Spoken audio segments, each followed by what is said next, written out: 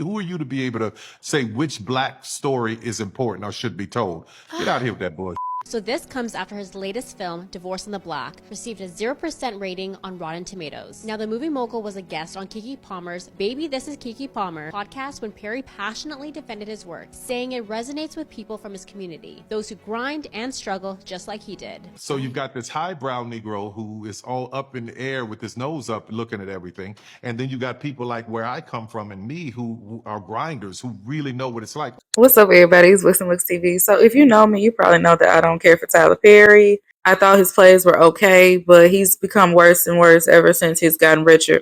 Tyler Perry calls black people who don't like his shows or criticize his shows highbrow Negroes, and I think that's a huge scapegoat into the corporate American interests, the movie critics who are really critiquing him. I'm just going to talk about this. Domestic abuse, assault, child abuse, absent father, broken households, me wearing a dress for some reason. Hold on, I'm kind of cooking. Let's think. Me wearing a dress again. More domestic assault. So first of all, Tyler Perry, as a consumer and citizen of the United States of America, especially as a fat black woman, I do have a right to address the image and stories that you portray. Just like you can buy old Confederate land and revamp it into studios for Metro shows and the lowest calibers of quote-unquote black films. I think as many people love Tyler Perry, there are just as many who are fed up with him. So his recent film Divorcing Black featured two recent divorcees, Megan Good and Corey Hardrick, which in my opinion was very exploitative, but the fact that they acknowledge that he paid them more than others have in the past, a lot of people like to ignore it and say that Tyler Perry's good outweighs the bad. Claims of authenticity mask the fact that television series are created cultural products. I personally noticed off rip he had the angry black woman morphed into the mammy trope, with the mother causing a ruckus in the opening scene. Yes, she was dark-skinned, and it was implied that she was a single mother who was the reason her sons were thugs, and the son who was taken out of the casket was no longer on this earth. So as a black woman, you get spit on by watching the film within the first 10 minutes, and that's no shocker for Tyler Perry, who not only mocks the fat black female body, but anybody who's darker skinned often in his movies. So I'm going to discuss more about my opinions after I play some public opinion. I find it very fascinating that Tyler Perry, instead of accepting critique and commentary to improve and evolve as a filmmaker, his deflection point is always like, well, the uppity Negroes don't get it. Which I feel like is problematic because your audience is also not enjoying the most recent work you have put out, and is also implying that your audience doesn't have critical thinking skills when they do. Aside from this, like, a huge part of film and being a filmmaker is critique and collaboration. Two things that Tyler Perry openly rejects. He writes everything, produces everything, directs everything, and he also does it in an insane amount of time. Everything shot in one take. He brags about usually filming things within under a week, writing things within under a week, and we can tell the lack of research, the lack of time, it shows. And the criticism is coming from people who want to see you grow. Because at the end of the day, if we stop watching your stuff, you will no longer be a billionaire. Mr. Tyler Perry handled Tyler's back. the critique of his latest film. And the thing is like, you know, I give him a little bit of Uncle Tyler sometimes. Like, you do what you're doing, sir. Go ahead. But I just did not like his insult of us who did not like his latest film, Divorce in the Black. So you've got this highbrow Negro who is all up in the air with his nose up looking at everything. And then you got people like where I come from and me who are grinders, who really know what it's like, whose mothers and were caregivers for white kids and were maids and housekeepers and all of these beauticians that don't discount these people and say that their story don't matter. Who are you to be able to say which black story is important or should be told? Get out of here with that bullshit. If you have watched it, have you watched it? That film is terrible. I thought the opening scene was a dream. Literally, I was like, to Tolly, I was like, please tell me the opening scene is a dream. She was like, no, it's actually not. The way the story's told, it's about the storytelling. That's what's poor. Like, I'm sure those people do have really interesting dynamic stories, but the way you were executing it, sir, is not up to par. I'm sorry.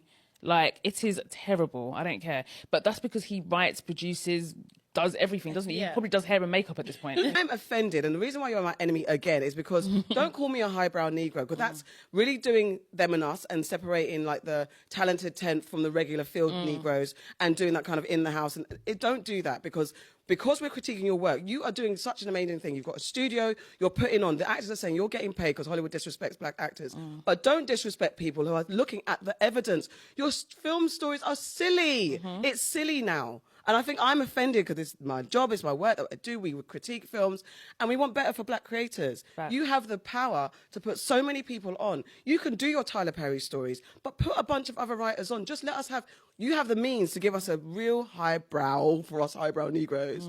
Some stuff that's just not stupid. Yeah. When have you ever seen someone take a body out of a coffin, please, sir? Guy's a plant. He does this on purpose. Serves us shitty stuff because this is what the people think that black people deserve. And he is literally paraded in front of us like this is a moment of black excellence. And so we're gonna allow him to have the biggest space and have all of this land, and then black people are gonna look up to him like, you know, that Negro was one that you gotta look up to, boss. And it's like, that's not us.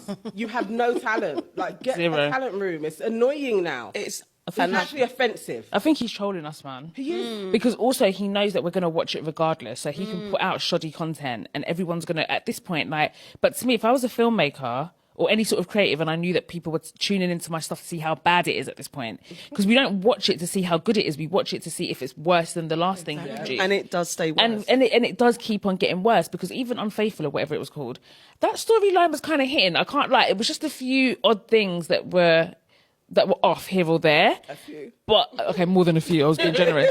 But, like, it's just gotten worse and worse and worse. So he has to be trolling us. This cannot be real. I don't need to see a list of the horrible things that this man has done to you that your best friend wrote to know that he hates you. You went to him after your family paid for his dead brother's funeral, after they took the body out the casket. You went to him and slept in a car, and his mama told you to get the hell off his line, and he at the bar drinking. This Dallas, this Ava, they married, they from a small town. This her daddy, the pastor. This her praying ass mama. She gonna pray about everything. Ava daddy a pastor, so he decided he gonna pay for his brother's funeral. And he like, I'm gonna take this time to preach to everybody about how your brother is in hell. That's that messy one-day pen. That's that messy ass one-day pen, and we love it. You done with the movie already? It's a Tyler Perry movie. Black people literally watch Tyler Perry movies the day it comes out. Cause your family is full of shit. Y'all be raping people. Y'all be robbing people. Hell, your brother died at the hands of an old lady cause he was trying to rob her and she shot him dead. The mama catch on that the pastor up there talking shit about her sons, and she like, I know you ain't talking shit about my son. That's her first thought in the day, and I ain't saying that's wrong, but sometimes grab the shotgun. Telling the daughter-in-law like, you said your daddy was gonna get up there and say something nice about my son. Now she taking her clothes off because she like, I don't want nothing y'all pay for. Now she yelling at her sons to get the dead body out the casket. She like, I don't want the casket. I want my son out of here. We gonna bury him our way. What are we talking about? We watch it so we can discuss it as a family. This is a group chat right now. And I know y'all like, well, where they bury him? On a trailer park land? This Ava best friend Rona. And Rona just like, yeah, girl, they took the body out, but like, this ain't as bad as your wedding. The whole family, like, they all got trailers, and then like, the whole family just gets buried in the front yard. Like, yes. We're watching Tyler Perry's The Divorce in the Black on Prime Video. And how bad could your wedding have been that taking a dead body out of a casket isn't as bad? Okay, I'm gonna come out and say, you know what is really pissing me off? The Tyler Perry subject. I'm sorry. So I'm sitting here watching a Tyler Perry movie right now, Divorce in Black, I believe, and it's good. I really enjoy it. And quiet as it's kept, I usually enjoy Tyler Perry's movies. Shh, don't tell them. But I'm seeing, of course, how it's always been, or it's been for a while, that, you know, people don't like the movies, they don't like his running narrative. It's the same about a black woman going through some type of struggle, and she comes out in the end, usually with a better mate or a better situation or something like that. And people are like, oh my God, I'm so tired of Tyler Perry, yada yada yoop, and they give you a whole dissertation about why. But these are the same group of women. I know you guys are. You're not. Don't lie. The same group of women who sat and watched Lifetime for years. For years. So it's easier for you to believe that Samantha stalked Richard, broke into Richard's house, him and his wife's house, poisoned the Kool-Aid, then got the wife fired from her job, drove back, kidnapped the kids from school, all to meet them back at the house, tied up with a 9 milli? You can believe that and find it entertaining? And you have a problem with Tyler Perry's movies? The math isn't mathing. I apologize. The math isn't mathing. And I know you guys watched it because we talked about it. Now, Tyler Perry sat down with Keke Palmer, and he had a couple of choice words for you highbrow ninjas who has something to say about his films. And yes, that includes you too, Lonnie Love. No. You got to drown all of that out, because if you let somebody talk you out of a place that God has put you in, you are going to find yourself in hell. I know for a fact that what I'm doing is exactly what I'm supposed to be doing, because for everyone who is a critic, I have thousands of used to be emails from people saying, this changed my life. Oh my God, you know me. Oh my God, you saw me. How did you know this about my life, my family? So that is what is important. We're talking a large portion of my fans who are disenfranchised, who cannot get in the Volvo and go to therapy on the weekend.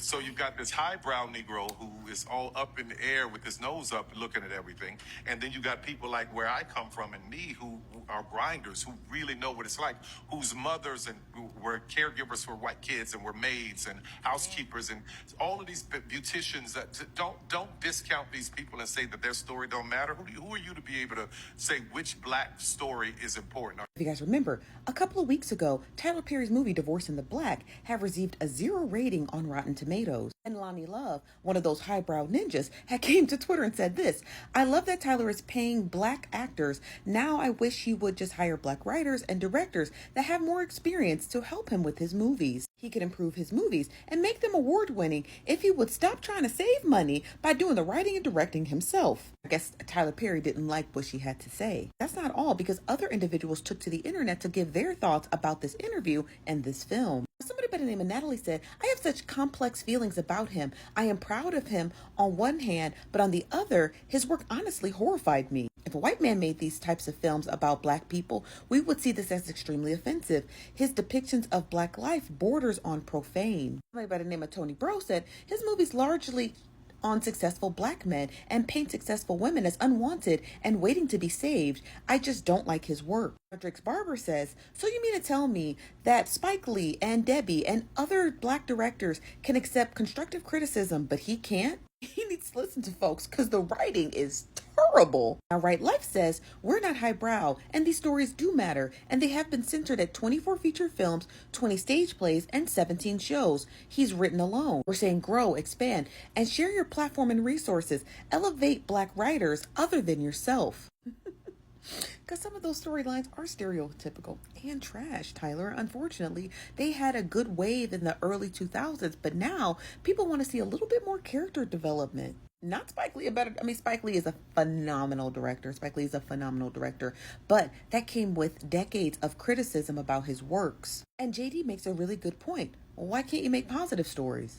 Like, I understand that all different sectors of race and ethnicity have their plights, right? But what about the positive stories about the girls and guys who finish law school? What about those? A perfect example of being able to highlight positive films and positive stories about people will be the Hallmark Channel. They've yet to write a bad story about a woman or a man, a single dad or a single mom, and still have overwhelming support from their viewers. So what's Tyler Perry's excuse? Tyler Perry saying, who are we to decide what black stories are important? Like, we're not the consumers. Hello? Like, bro, you have the money and the resources to make whatever type of stories. You could literally do anything. You could do anything. And you are insisting on force feeding us this hogwash. Like, and mad at us because we don't want it anymore. We're sick of it. We're tired of it. We don't want it. We don't want it. Okay? We don't gotta keep seeing a woman get tossed around from here to Monday. We don't have to. We don't have to keep seeing the things we've already seen. Because we've either seen it from personal experience, secondhand experience, or in your movies and shows and plays. We've seen it, okay? You don't have to keep showing it to us. Show us something else. Thank God we have filmmakers and writers and directors like Jordan Peele and Stefan Bristol and Ryan Coogler, because goodness, it's like when your mom makes something that she know you don't like, and then she mad at you because you don't want to eat it. Well, you can't get up till you eat it, bro. You're my mom. You know I don't like it. I've been telling you this my whole life. Why would you make it? Why would you make it? Church, in constructive criticism news, Lonnie Love has some choice words for Tyler Perry after his new movie Divorce in the Black receives a quote, shocking and exceedingly rare 0% score on Rotten Tomatoes. Lonnie writes, I love that Tyler is paying black actors now. I wish he would hire black writers and directors that have experience to help him with his movies. He could improve the movies and make them award-worthy if he would stop trying to save money by doing the writing and directing himself. Now, I love me some Tyler Perry, okay? Diary of a Mad Black Woman and The Family That Prays will always be my favorite Tyler Perry movies, all right? But if you let the truth be told, Lonnie ain't lying. However, comma, I do disagree with her regarding this one line here. Trying to save money by doing the writing and directing himself, okay? I don't think Tyler is trying to save money. I think that Tyler is trying to retain ownership, okay? Now look, there's a saying that what made you successful will be the same thing that people try to use to tear you down, okay? But it's a fool when the thing that made you successful is the thing that you trying to use to tear yourself down, all right? Now look, you know, what made Tyler so successful when he came out? The stuff was new, the stuff was fresh, the stuff was unique. He wrote, produced, directed in it, starred in it, and more than anything, he owned it, okay? So when the, major studios weren't messing with him, but the people were gravitating towards the content, ownership will set you free, all right? Because when you own something, you decide what's done with it and you reap all of the benefits from it, okay? But the thing about growth is this. No matter the industry, in order to grow, you have to give up some semblance of control, okay? If you intend to scale something, you can't continue to write it, produce it, direct it, star in it. I'm sorry, okay? The human brain is only capable of so much, and eventually stuff will start running together. The plot lines will start sounding similar. The dialogue gonna run together, all right? And those are the pressure points and pain points that people seem to have with the Tyler Perry productions, okay? So look, Tyler, I'm not saying you need to give up ownership. God knows I'm not, all right? But you can give up some level of control, all right? And bring some people in that can help you scale this so you can get to the next level. Now, y'all drop down in the comments and let me know what you think about this situation, and we'll talk later. Y'all, I am 7 minutes and 9 seconds into this new Tyler Perry movie. It's called Tyler Perry's Divorce in the Black, and it launched on Amazon Prime. I'm 7 minutes and 9 seconds into this movie. At what point do we say, enough is enough, Tyler Perry? At what point do we say we will not watch these films anymore until you hire some writers? 7 minutes and 9 seconds. Like, I'm not lying. I'm 7 minutes and 9 seconds into this movie, and this is already one of the most ridiculous things that I think I've ever seen. And if not, I've ever seen at least in the past 5 years. Easily. I'm not gonna spoil it for the people that like Tyler Perry movies or, this is their thing, but you just have to turn it on. Amazon Prime. All you have to watch is 7 minutes. 7 minutes and 9 seconds, and you will know exactly what it is that I'm talking about. I tried to give Tyler Perry a little bit of grace with that Mea Culpa movie because Kelly Rowland was in it, and we love anything that Kelly Rowland does. But this is a whole different level. Enough, Tyler Perry. Divorce in the Black. If you get through the first 7 minutes, and I'm not exaggerating, but if you get through the first 7 minutes of this movie, God bless you, God keep you, God make his grace to shine upon you. Tyler, it's time for a writer's room. At this point, the storylines are so outlandish. I'm not even sure, how do you sit in a room and come up with the idea for the opening scene of this movie? And you run this by somebody that is trusted at Tyler Perry Studios. And they say, you know what, Tyler, that's a good idea. And subsequent to somebody telling you this is a good idea, we shoot this and an editor says, that's phenomenal. And then Amazon Studio says, yes, we want to buy this. Listen, The first 7 minutes of this movie is so ridiculous. Tyler, just for all of us who love you, who are pulling for you, who want you to have success, okay? You have to have a writer's room because I can't give you another 2 hours. I simply cannot give you another 2 hours. So Tyler Perry loves to bring up that he was once homeless and he pulled himself up from his bootstraps to get the mansion that he so happened to direct throwing a black woman out of in his first major film, Diary of a Mad Black Woman. Though there's often a mass of people who defend Tyler Perry, most happen to be gullible black Christians. Tyler has enough money to start a writers guild and even partner with local HBCUs where his movie studios are based. For it to be an ongoing job crisis, particularly towards actors in Hollywood, it would be nice for Tyler to employ scriptwriters rather than a contributor to cultural resolutions and positive representations of Black people. I understand that there are life situations that aren't favorable towards Black people, and I don't think it's anything wrong with portraying that, but constantly portraying it, I think, is not adding to good representation of Black Americans. For Beyonce to even acknowledge that she needs a team to enhance her productions, and for Tyler Perry not to, I think is ironic. Ultimately, Tyler has been critiqued by Black people for a long time, and he rarely addresses it. The main reason he addressed us this recent time is because of the reviews off of Rotten Tomatoes. So he ultimately used Black people as a scapegoat instead of addressing the corporate movie critics, which is another reason why I cannot stand with Tyler Perry. Tyler Perry is a highbrow Negro. He's a highbrow Negro that misrepresents Black Americans so often, and I'm frankly tired of it. What are your thoughts on this subject? Let me know down below. And thank you so much for listening to Books and Looks TV. I'll see y'all next time.